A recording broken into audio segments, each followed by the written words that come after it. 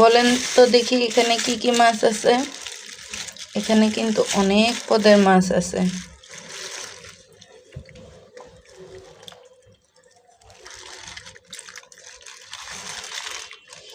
ডিপে রাখছিলাম, মাছগুলা ভিজে নেই এখনো।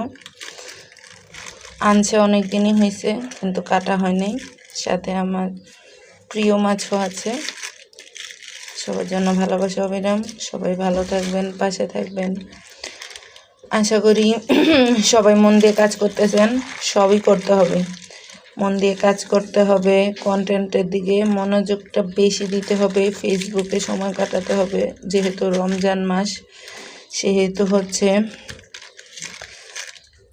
আমাদের রমজানে যে কাজগুলো করণীয় সেগুলো করতে হবে, যেগুলো কাজ বর্জনীয় সেগুলো বর্জন করতে হবে।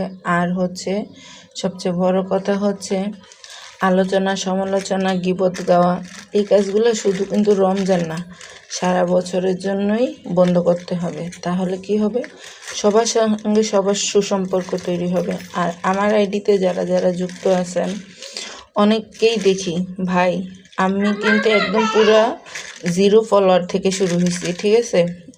0 ফলোয়ার থেকে শুরু হয়েছি। তারপরে হচ্ছে এখন আলহামদুলিল্লাহ যতটুকু হয়েছে, এটার থেকে মেন কথা হচ্ছে আমি যেটা আশা করতেছি, আমার কিন্তু ফলোয়ারের সংখ্যা, স্বপ্নটা অনেক বেশি।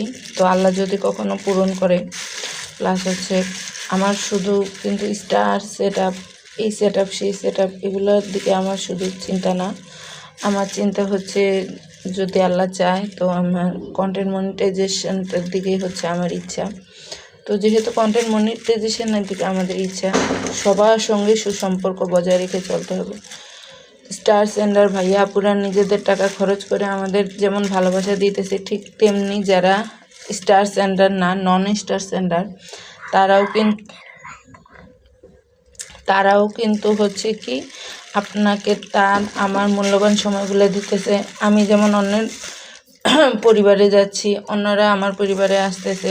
সবার লাইভে যাবেন, শুধুমাত্র যারা স্টার সেন্টার আছে তাদের পরিবারে যাবেন, অন্যদের লাইভে যাবেন না, অন্যদের পরিবারে যাবেন না। এভাবে হবে না, কারণ সবার সঙ্গে সবাই সুসম্পর্ক বজায় রেখে তবেই সম্ভব। যারা স্টার সেন্টার ভাইয়াপুরে আছে তারাও কিন্তু এখন বলে যে অ্যাক্টিভ মেম্বার, অ্যাক্টিভ ফলোয়ারটা ভীষণ জরুরি। কারণ তুমি যদি ভালোভাবে কাজ করতে চাও, এটা হচ্ছে আরও কিছুক্ষণ ভিজিয়ে রাখবো আমি, যেহেতু বরফটা এখনও পুরোপুরি ছুটে নেই।